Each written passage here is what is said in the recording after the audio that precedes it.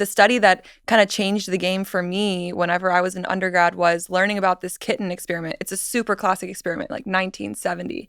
And they took these newborn kittens and they raised them in complete darkness, except for a few hours a day, where they put one group, and they were alone, each of them individually alone, in a cylinder with only vertical black and white striped lines. And they took different kittens, a different group, and they put them in a cylinder with only horizontal black and white striped lines. They let their visual cortex develop, and then once they were fully developed or close to that, they put them in a normal everyday environment with everyday objects. And what they found was that the kittens that were only raised to ever see horizontal lines, they didn't respond normally to vertically shaped objects. Vertically oriented objects, like they would bump into table legs because they couldn't see them. And so their brain actually, didn't put together that image because it wasn't raised to see that. And so and vice versa with the kittens that were raised to only see vertical lines. They wouldn't jump up on tabletops and perch because they didn't really, their brains didn't, respond normally to horizontal objects.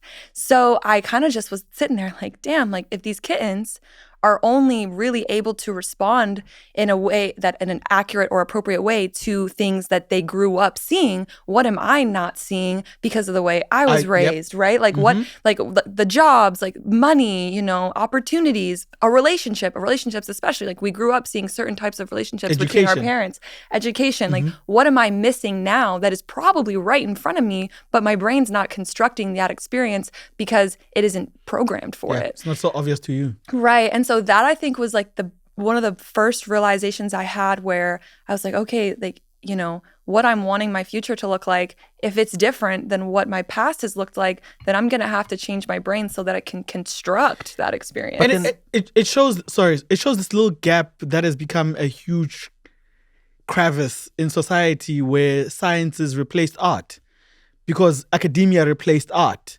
Because art used to be a way to measure who likes what. So now it became a thing of who can count, who can remember the best. And then you get channeled that way. But if you let how to draw and then building blocks, how do you see the world according to your eyes versus we're going to sit you guys in one room and show you the world. And we're going to show you to calculate. And whoever remembers to calculate the best, the quickest, yes, is the one that progresses in life. I never thought of art like that. That's beautiful, actually. I genuinely never thought of art like that. It is the perfect petri dish to see how everyone else sees the world. The coloring book and the building blocks. Because remember how every kid used to... But the image is the same. Do you remember this? You'd go... I don't know if you did this. I used to see other kids' coloring books and I'd be like, why did you... Yeah, why do you use brown? Why would you use that color? Yeah. I was just shocked at how we all had the same picture. Yeah.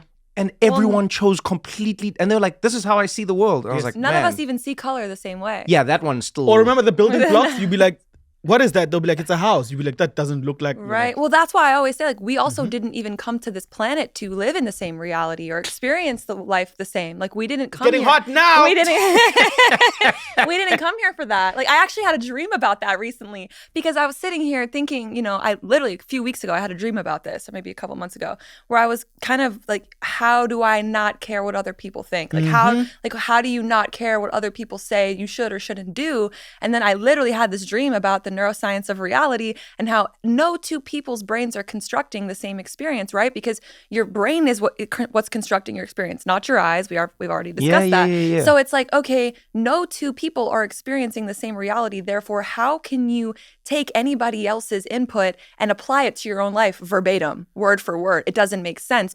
It's like trying to play Mario Kart with the rules of Call of Duty. You shouldn't do that. You're playing Call of Duty. That would be a dope game. I'm just going to throw that out there. I'll also take shares in this one. But it would also make I'll do you R&D worse. on this one. I'm just going to throw in before Eugene jumps in. Eugene, you're the spokesperson for this game as well. But right, you'd be really bad at that game. So why are you trying to play your game of life while taking somebody else's rules when they're playing an entirely different game? They don't live in the same video game or experience the same game that you do.